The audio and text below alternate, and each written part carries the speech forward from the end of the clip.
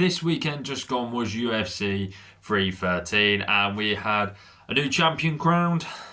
Not happy, but it is what it is. We got Justin Gaethje back. Obviously Justin Gaethje won. Love that. So what we're going to do, we're going to start with the main event and then talk about the co-main event. You know, what's next for him, winner and loser, and obviously the co-main winner and loser, and you know what matchups could be next for them. So let's get straight stuck into it. Obviously, so Ankalaev is the new light heavyweight champion of the world, beating Alex Pereira. Let's be honest, no one wanted this. No one wanted Ankalaev to win, but he has won. And to be fair, it was a weird fight to score, you know. And this is one what I've been really interested to talk about while making this video. And yeah, let's get straight into that. So round one, Alex clearly won. He was putting the pressure on. He was doing nice kicks to the leg and everything like that.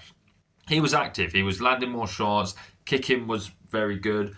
But it was impressive that Ankalaev was striking with him. You know, he did say he was going to strike with him, and he did. Then round two starts.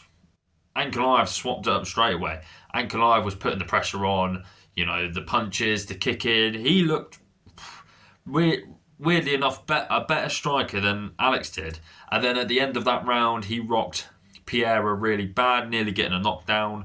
And obviously then the round finished. So Pereira got saved by the bell. The third round, this is where it gets tricky. So round one went to Pereira. Round two went to Ankalaev. Then round three, this is where I say this is where the fight got a bit weird. I'm not saying it's a robbery. I'm not saying Alex should have won. I do think Ankalaev won, but I do think it's a bit, what do the judges score more for fighters these days? So we'll get into it. So Pereira had more damage in round three. That was clear. You know, he was landing more leg kicks, landing a few more punches. I'd probably say about halfway through that round, it was just Alex kicking. Then the rest of the round was Ankalaev just holding him up against the cage. Obviously, he's getting that control time, what's very good. But then he weren't doing anything with it. You know, he weren't damaging. He weren't doing any sort of damage to Pereira. And this is where it gets weird on the scoring system. What do you score more? Damage in a round, like damage in a fight, or do you do control time? Like if Ankalaev hold him up against the cage and held him there and did damage, it would have been a clear Ankalaev round. But because Ankalaev just kept him on the cage and did nothing, I'm kind of like, well, Alex Pereira for the first half of that round was kicking the hell out of you. You know, that's where I would have said, you know, I don't know who won that third round. And I think the judges need to kind of make up the minds of what's going on with scoring, with grappling and all that. Because striking's easy to score, you know, it is. Clearly, whoever did the better punching or whatever like that is the winner. But that was just such a weird round. And, you know, round four was Ankalaev's. Ankalaev mainly just held him up against the cage. Didn't really let Alex do anything. So I guess at the same time, yes, he had more control time again, but it was pretty much for the entire round. Then round five starts. Alex was starting to put the pressure on because I think Alex knew that he needed a finish or something major to win the fight.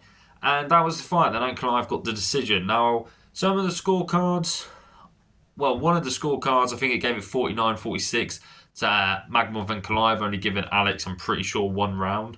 Well, I think Alex Pereira definitely won round 1 and 5. I think that was for certain.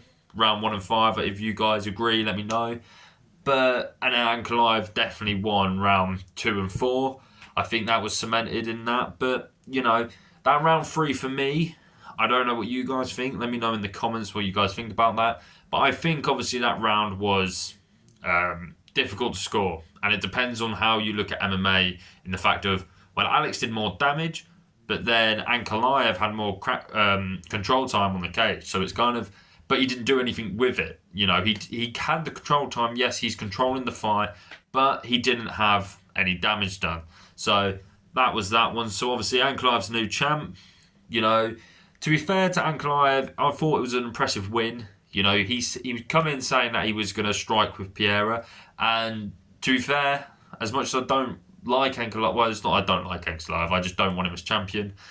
he did really well. He did a lot better striking than what I thought. At times he was doing majority of the fight he was outstriking Alex Pereira.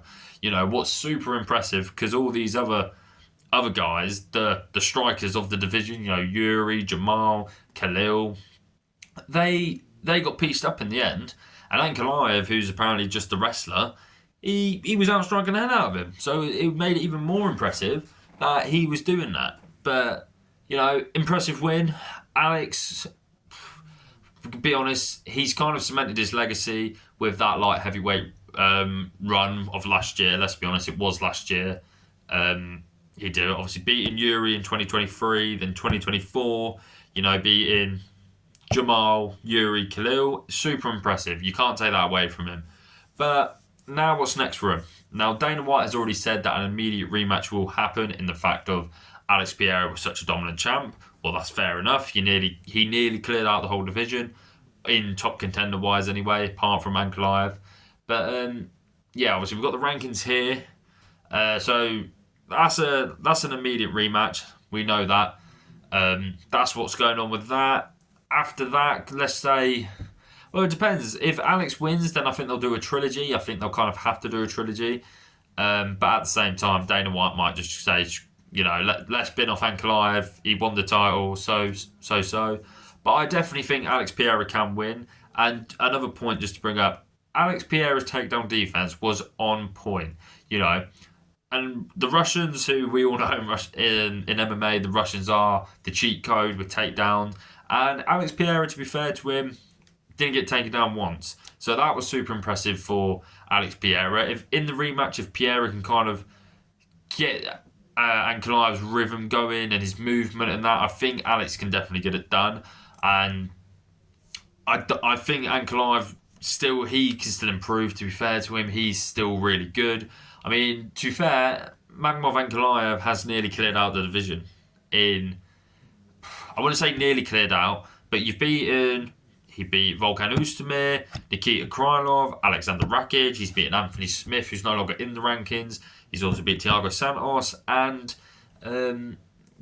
super impressive wins there for Magomedov Ankalaev. I think Ankalaev will obviously need to fight the likes of Yuri. If obviously Ankalaev wins the rematch, obviously he will have to fight Yuri Prochazka. We know that. Then probably Jamal Hill, because them two put on a great fight, and I think Jamal Hill can definitely bounce back. Khalil Roundtree's out there, and that will be it really. And maybe a rematch with Jan Blachowicz, because it was a draw their first fight, so that could be an interesting fight for Ankalaev in the future. But yeah, so that was the main event. It was entertaining. It is what it is. I wouldn't say controversial decision, but I can see why people would say it. So that's that. Now going on to the co-main event. One of my favourite fighters of all time, probably my second favourite fighter, is Justin Gaethje. Obviously, I pop up here that it was fight of the night. I mean, of course, they got fight of the night. It was a banger. Rafael Fiziev stepping in on 2 weeks' notice or something like that. He did really well for that. He didn't have a training cap or anything like that. He just went in there and performed, and it was an entertaining fight. Rafael lost, Justin Gaethje won. The fact that Rafael took that uppercut from Gaethje was super impressive, and the fact he recovered, don't get wrong, he was gassing out in round 3. I'm happy it weren't 5 rounds, because I think Gaethje probably would have killed him. But yeah, but now this is where we are stuck with the lightweight division. So once again, Fiziev, being one of the newcomers, has had a chance again at the same guy who beat him previously, and he lost again. So Gaethje and Poirier are like gatekeepers. And sorry, a cat just walked in my room. But yeah, Gaethje and Poirier are gatekeepers, and none of these new guys can beat them, And we're kind of stuck in the level of Poirier's not championship level, nor is Justin Gaethje, but they beat all the newcomers. So we don't have any movement in this division, because the old guys who are still really good are beating all these new guys, and we don't really know what to do. So, impressive wins like Justin Gaethje and Dustin Poirier will go down in lightweight history of being the two best fighters to never win a title. Maybe Tony Ferguson there as well because of it. But is what it is. Now, Justin Gaethje, I don't know where you put Justin Gaethje. I don't know where you put him fighting next. Do you give him Islam Makhachev? Do you rebook the Justin Gaethje one? Oh, sorry, the Dan Hooker one.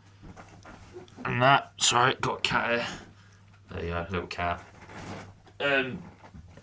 Do you put Dan Hooker up against Gaethje again? I think that's a fight we all want to see. If Gaethje can beat Hooker, that's 2 in a row, then he would arguably be probably number 1 contender again. Obviously, he was already the number 1 contender before losing to Max Holloway. Then for Zeev, I don't really know where we put for Zeev. You know, I've got some of the rankings here. I think personally for Rafael Fiziev, you put him up rather against Mateus Gamrot again. That would be a rematch, and that was only 1 round and the start of the 2nd round. Super entertaining fight, like one of the best fights in lightweight modern history. I'll be honest. The exchange for the time it lasted, anyway. The time it lasted. Then maybe I know this one's going to be a maybe controversial one. Put Rafael Fiziev against Max Holloway. Striker v striker will be a co-main event of a pay-per-view. It will absolutely tear the house down. 5 rounds, and then that's it. You know. So that was UFC 313 review of the main event and co-main event. Hope you guys enjoyed. Little distraction from the cat again. Let's get the cat again. Come here, you. There you go. Little cat again. And that's it.